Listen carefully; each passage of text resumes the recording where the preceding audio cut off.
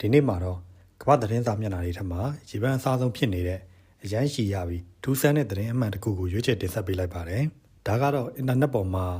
Nihilist Penguin မြန်မာလိုဆိုရင်တော့ဘဝကိုစိတ်ကုန်နေတဲ့ပင်ဂွင်းဆိုပြီးနာမည်ကြီးနေတဲ့သတင်းပါ။အခုလက်ရှိ2026ခုနှစ်ထဲမှာလူမှုကွန်ရက်တွေဖြစ်တဲ့ TikTok နဲ့ Facebook ပေါ်မှာဗီဒီယိုတိုလေးတစ်ခုအရန်ကို viral ဖြစ်နေပါတယ်။အဲ့ဒီဗီဒီယိုထဲမှာတော့ပင်ဂွင်းအုပ်စုကြီးက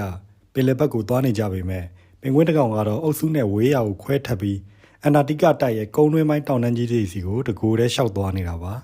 ပင်ဂွင်းတွေဟာပင်လယ်မရှိရင်အသက်မရှင်နိုင်ဘူးဆိုတာသိသိကြီးနဲ့ဒီကောင်လေးကတော့ဘာကိုမှဂီယူမဆိုင်တော့ပဲ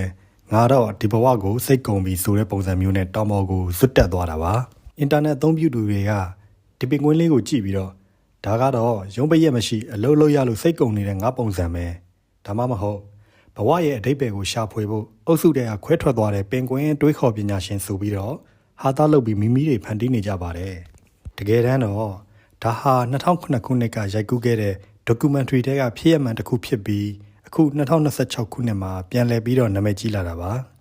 သိပ္ပံပညာရှင်တွေကတော့ဒီပင်ကွင်းဟာလမ်းမသွားတာဒါမှမဟုတ်စိတ်ပိုင်းဆိုင်ရာတစ်ခုခုချို့ယွင်းသွားတာဖြစ်နိုင်တယ်လို့ဆိုပါတယ်ဒါပေမဲ့လူတွေကတော့ဒီပင်ကွင်းလေးရဲ့ဘသူ့ကိုမှဂရုမစိုက်တဲ့ပုံစံကိုကြည့်ပြီးတော့ကျေနပ်ရီမောပျော်ရွှင်နေကြပါတယ်ပရိသတ်ကြီးတို့ရောတခါတလေဘဝမှာအရာရာကိုစိတ်ကုန်ပြီးလူတွေနဲ့ဝေးရကိုအဝေးဆုံးထွက်ပြေးသွားခြင်းနဲ့စိတ်မျိုးဖြစ်ဘူးကြလားငါတော့ဘသူကမှဂရုမစိုက်တော့ဘူးအေးစစ်စစ်ပဲနေကျင်တော့တယ်ဆိုတဲ့စိတ်လေးနေတဲ့ခံစားချက်မျိုးပေါ့ကျွန်တော်တို့လူသားတွေအတွက်ကတော့ဒီပင်ကွင်းကလေးကဘဝကိုစိတ်တိုင်းကြဖြတ်သန်းနေတဲ့အိုင်ဒေါ်တယောက်ဖြစ်သွားပါပြီ2009ခုနှစ်ကဖြစ်ပျက်ခဲ့တဲ့ဖြစ်ရမှန်တစ်ခုကဘာကြောင့်2026ခုနှစ်မှာပြန်ပြီးတော့လူပြောများပြီး viral ပြန်ဖြစ်လာတဲ့ဆိုတဲ့အကြောင်းအရာနဲ့ပတ်သက်ပြီးတော့လူတွေပြောနေကြတဲ့တခြားအကြောင်းအရာတစ်ခုလည်းရှိပါသေးတယ်။အဲ့ဒါကတော့အမေရိကန်သမ္မတဒေါ်နယ်ထရန့်ဟာသူ့ရဲ့အမေရိကန်နိုင်ငံရဲ့မဟာမိတ်ဖြစ်တဲ့နိုင်ငံအားလုံးနဲ့ခွာပြဲပြီးတော့ရေအမြဲတမ်းခဲနေတဲ့ Greenland ကို